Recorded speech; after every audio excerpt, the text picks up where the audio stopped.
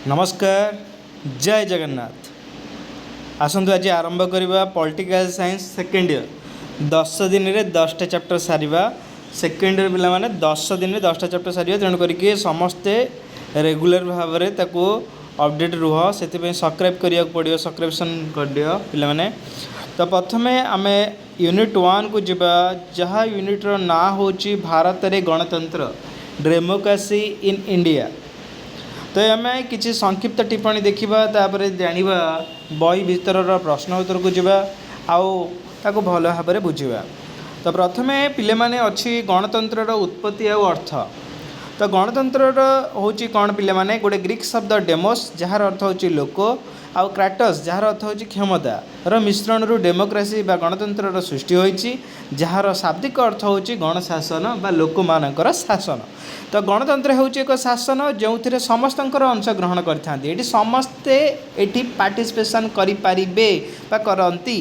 तो गणतंत्र श्रेणी विभाग देखा, गणतंत्र हूँ श्रेणी विभाग पिले माने दुई भाग में विभक्त। गोटे है प्रत्यक्ष गणतंत्र आउ गोटे है परोक्ष गणतंत्र, डायरेक्ट डेमोक्रेसी इनडायरेक्ट डेमोक्रेसी। तो डायरेक्ट डेमोक्रेसी रे कौन हुए ना, ये नागरिक माने प्रत्येक भाव में शासन कार्य संपादन करते, जोटा कि बर्तमान केवल स्विट्जरलैंड रे यह कार्यकारी करुच्ची। यार मुख्य आयुध गुड़े गण भोट, गण उद्योग, प्रत्याहार। मन रख यार 3टा मुख्य आयुध बा उपादान हूँ कौन कौन ना, गण भोट, गण उद्योग और प्रत्याहार। सेकेंड टर्म को जावा परोक्ष गणतंत्र। तो वर्तमान सर्वत्र परोक्ष गणतंत्र चली, जोटा कि सबुआड़े चली, या प्रतिनिधिमूलक शासन बोली कह जाए। एबे देखिबा गणतंत्र लक्षण कौन ना, गणतंत्र लक्षण कौन जनसाधारण सार्वभौमित्व। ये जनसाधारण ही भूमिका अधिक होता है। आईन शासन चले, राजनैतिक ये समानता देखा जाए समस्त। व्यक्ति स्वाधीनता हूँ गणतंत्र विशेष लक्षण। लक्षण भितर जाऊँगी कौन कौन ना, सार्वभौमित्व कहार ना जनसाधारणकर, आईन शासन, राजनैतिक समानता, व्यक्ति स्वाधीनता हूँ गणतंत्र विशेष लक्षण। ता छड़ा यह होची आलोचना समालोचना भित्तिक सरकार। आम सरकार सबुबेले कौन करे ना, आलोचना और समालोचना करने को पसंद करते। आम सरकार आलोचना आम करूँ, कौन सी त्रुटि हो विच्युति हो जहाँ भी हो आम आलोचना करने को पसंद करूँ।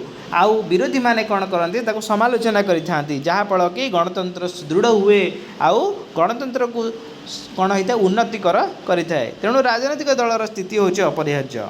तो गणतंत्र गुण कौन कौन पिले माने ना, साम्यवाद, व्यक्ति स्वाधीनतार सुरक्षा, उत्तरदायी शासन, साधारण कल्याण, सार्वजनीन शिक्षादान, शांति और सहयोगिता, यह सब हूँ गणतंत्र गोटे गोटे गुण।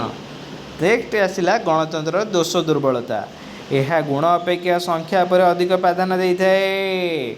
मुख्य पॉइंट है पिले माने जे यह गुण कौ लोकर कौ गुण अच्छी ताकू सी देखे नहीं, ये देखे कौन ता संख्या केते अच्छी। अयोग्य अज्ञ मानकर शासन पारे, अधिक व्ययबहुल हो पारे, जरूरी परिस्थिति अनुपयुक्त दलीय मनोभाव, संख्यागरिष्ठ स्वेच्छाचारिता, छलनात्मक शासन अस्थिरता ये देखा रही है। पिले माने ये सब तार दोष दुर्बलता बहुत ये जो जिनस गुड़ाक युवाक हूँ तार खराब जिनस गुड़ाक। तो गणतंत्र सफलता उपादान हूँ कौन, सार्वजनीन आस्था और आग्रह, समस्त विश्वास रहा दरकार, आग्रह रहा दरकार, समस्त सार्वजनीन शिक्षा रहा दरकार, अर्थनैतिक समानता रहा दरकार। नेक्स्ट आसला सचोट सांबादिकता। आउ लोक मैंने आमर जो गणतंत्र चतुर्थ स्तंभ हूँ किए आमर मीडिया बा सांबादिकता। तो जाग्रत निरपेक्ष रहा दरकार, आमर नागरिक माने से भाव रहा दरकार। दृढ़ विरोधी दल रहा दरकार, सक्षम नेतृत्व, आईन शासन रहिले गणतंत्र सफलता पाइबापी कहीं भी रोकिपारे ना। ताले बुझीपारे पे मैंने बर्तमान आम गणतंत्र विषय जो कथा होते मुख्य विषय वस्तु कौपर थिला। बर्तमान प्रश्नवली को जावा। क विभाग में देती पिले माने किसी प्रश्न देती बहु विकल्प प्रश्न उत्तर। तो प्रथम प्रश्न देख पिले माने, गणतंत्र रे केतोटी उक्ति तार प्रवक्ता मानक नाम दिखाई, भूल जोड़ी को चिन्हट कर। मन रख पिले माने भूल जोड़ी, जोड़ी आम कही क्या दीटा, बुझिपार दीटा मिसिले जाकि जोड़ी हम। तो ये कहवा प्रथम पॉइंट पढ़ा से सत ना मिछ कहवा। तो गणतंत्र ହେଉଛି ଏକ ସରକାର ଯେଉଁଥିରେ ପ୍ରତ୍ୟେକର ଅଂଶଗ୍ରହଣ କରିଥାଏ। ଏହାକୁ କିଏ କହିଥିଲେ? ଏହାକୁ କିଏ କହିଥିଲେ? ଠିଲି ଠିକ୍ ନା ଭୁଲ? ତ ପ୍ରଥମେ ସେ କହିଛି କେ ଭୁଲ ଯୋଡ଼ିକୁ ଚିହ୍ନଟ କରିବା, ଦୁଇଟା କେଉଁଟା ଭୁଲ ଏଟାକୁ ଚିହ୍ନଟ କରିବା। ତାପରେ ଏଇଟା ହେଉଛି ଠିକ୍। ତ ଗଣତନ୍ତ୍ର ଜନସାଧାରଣଙ୍କ ଦ୍ୱାରା ଜନସାଧାରଣଙ୍କ ପାଇଁ ଉଦ୍ଦିଷ୍ଟ ସରକାର, ଏହା ଆବ୍ରାହମ ଲିଙ୍କନ କହିଛନ୍ତି ଠିକ୍ ଅଛି। ଏ ବି ଦୁଇଟାକ ଠିକ୍ ଅଛି। ଦେଖ କେଉଁଠି ଦେଇଛି ଏ ବି ତ ଠିକ୍ ଅଛି ବୋଲି, ଭୁଲ କହିଛି ସେ କେଉଁଟା। ଥାର୍ଡ଼ ପଏଣ୍ଟ ହେଲା ଯେଉଁ ସରକାରରେ ଶାସକ କ୍ଷମତା କେତେକ ନିର୍ଦ୍ଦିଷ୍ଟ ଶ୍ରେଣୀର ଲୋକମାନଙ୍କ ହାତ ନେଇ ସମଗ୍ର ସମାଜ ହାତରେ ବ୍ୟସ୍ତ ଥାଏ ତାହାକୁ ଗଣତନ୍ତ୍ର ଶାସନ ବୋଲି କୁହାଯାଏ। ଏଇଟା ହେଉଛି ମଧ୍ୟ ଠିକ୍। ତାହେଲେ ଗଣତନ୍ତ୍ର ହେଉଛି ଏକ ସରକାର ଯେଉଁଥିରେ ଶାସନ କରି ସମଗ୍ର ଜନସଂଖ୍ୟାର ଗୋଟେ ବୃହତ ଅଂଶଗ୍ରହଣ ଡାଇସି। ତାହେଲେ ପିଲାମାନେ ଏଇ ଦୁଇଟା ତ ହେଉଛି କ'ଣ? ଦୁଇଟା ହେଉଛି ଭୁଲ ଉତ୍ତର। ଆଉ କେଉଁଟା ଭୁଲ ଉତ୍ତର? ନା ଏଟା ମଧ୍ୟ ଭୁଲ ଉତ୍ତର। ତାହେଲେ ବର୍ତ୍ତମାନ କଥା ହେଉଛି, ତ ଆମେ ଏଠି ଯଦି କହିବା ଡି ଉକ୍ତିଟି ଡାଇସିକର ନୁହେଁ, ଡାଇସିକର ସଂଜ୍ଞା ଭିନ୍ନ ସଂସ୍କରଣ ଭୁଲ ହୋଇଯାଇଛି। ଏ ଓ ଡି ଯୋଡ଼ିଟି ଅସଙ୍ଗତ ଅଟେ। ବୁଝିପାରିଲେ ପିଲାମାନେ ଭୁଲ ଯୋଡ଼ି କେଉଁଟା ହେଲା? ତାପରେ ପରେ ଆସିବା ଆମେ 2 ନମ୍ବରକୁ। ଟିକେ ଦେଖୁଛ କେତେ କ୍ରିଟିକାଲ ପକାଉଛି ତୁମମାନଙ୍କୁ ଯଦି ତୁମେ ଡିପ୍କୁ ନ ବୁଝିବ ତାହେଲେ ତୁମକୁ କଷ୍ଟ ଲାଗିବ। ତ ଯଦି ତୁମେ ବୁଝିଗଲ ୱାନ୍ସ ତାହେଲେ ତୁମକୁ ବହୁତ ସହଜ ଲାଗିବ ଆଉ ବହୁତ ଭଲ ନମ୍ବର ରଖିପାରିବ। 2 ନମ୍ବର ଦେଇଛି ଭୋଟ ଦାତା କହିଲେ କାହାକୁ ବୁଝାଏ? ଭୋଟ ଦାତା, ଭୋଟକୁ ଯିଏ ଦାତା ମାନେ ଯିଏ ଦିଏ, କିଏ ସେ ଦିଏ? ଭୋଟ ଦାତା ହେଉଛି ନିର୍ବାଚନ ମଣ୍ଡଳୀର ସମସ୍ତ ନାଗରିକ, ନା ନିର୍ବାଚନ ମଣ୍ଡଳୀର ସମସ୍ତ ସାବାଳକ ନାଗରିକ? ସମସ୍ତ ନାଗରିକ ତ ହେଇଯିବେ, କିନ୍ତୁ ସାବାଳକ ହେଉଛି କେବଳ ଭୋଟ ଦାତା। ଭୋଟ ଦେଇପାରିବ କିଏ? ସାବାଳକ।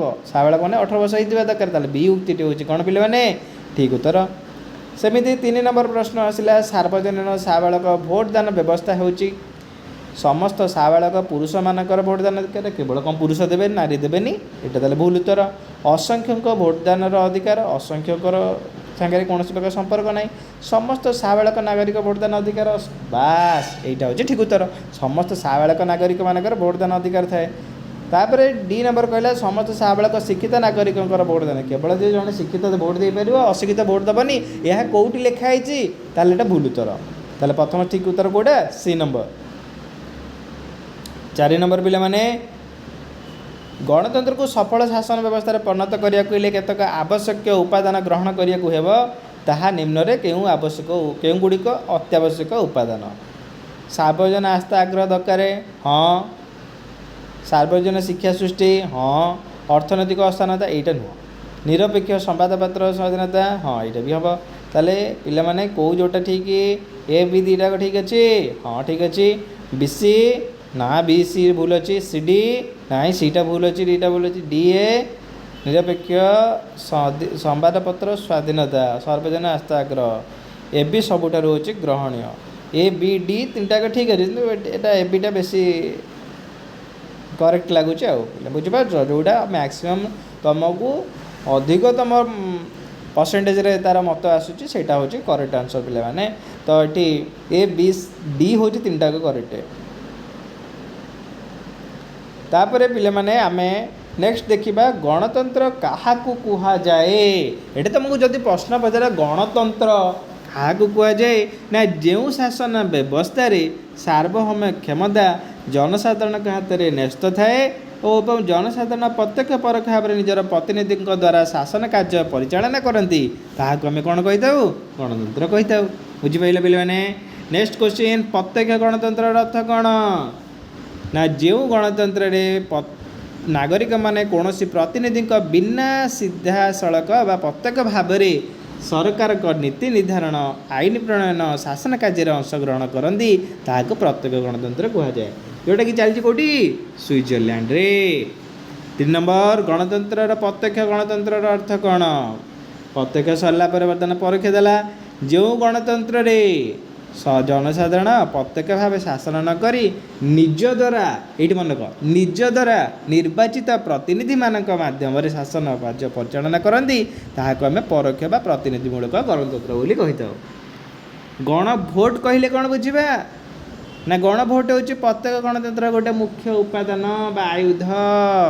आईन द्वारा आईन सभा द्वारा गृहीत कौन आईन कि संविधान संशोधन प्रस्ताव पर जनसाधारण प्रत्यक्ष सम्मति आपत्ति ग्रहण करने भोट ग्रहण करा प्रक्रिया को गणभोट कहुए।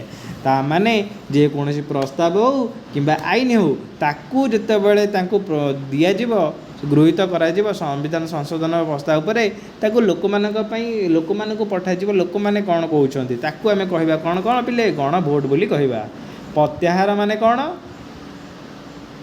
प्रत्याहार हूँ प्रत्यगणतर आउ गोटे उपादान गुरुत्वपूर्ण निर्वाचित प्रतिनिधि माने निज कार्य सन्तोषजनक भाव न कले तांकर कार्यकाल शेष पूर्व भोटदाता माने तांका पदवी फेराई आने क्षमता को प्रत्याहार कहते। बुझिपारे ताहले जोटा जो लोकर कामटा आमको पसंद आसलानी आम निर्वाचित जो मैंने करें जब प्रतिनिधि पसंद न आसला कार्यकाल पूर्व आम कौन कर घर को पदवी हटई पार प्रत्याहार कर। अज्ञतार शासन क्या कहुए तो गणतंत्र गुण अपेक्षा अधिक संख्या को अधिक प्राधान्य दिखाई अशिक्षित लोक मैंने अयोग्य लोक मैंने अज्ञ व्यक्ति मैंने भोट दे शासन निर्वाचन कर समालोचक मैंने यह गणतंत्र को अज्ञानतार शासक बा अयोग्यर शासक बोली कहते। जहाँ को कहते किए आरिस्टोटल और प्लाटो दिज जाक मिसिकी कहते जे गणतंत्र हूँ गोटे अयोग्यतार संख्या जेहेतु गोटे संख्या को प्राधान्य दि जाऊँगी।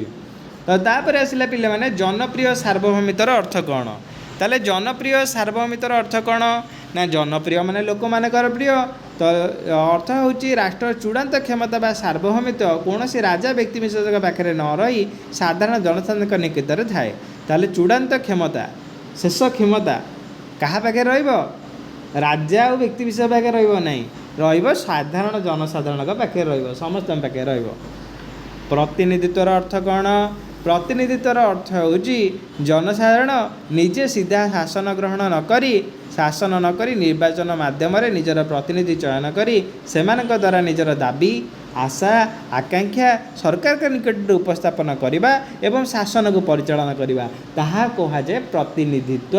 बुझिपारे पे प्रतिनिधित्व अर्थ कौन जे सीधा सड़क से मिसवे नहीं से तांको सरकार को बाछिबे से जहाँ को निर्वाचित करेंगे मध्य निजर आशा आकांक्षा दाबी सबू किछि उपस्थापन करेंगे।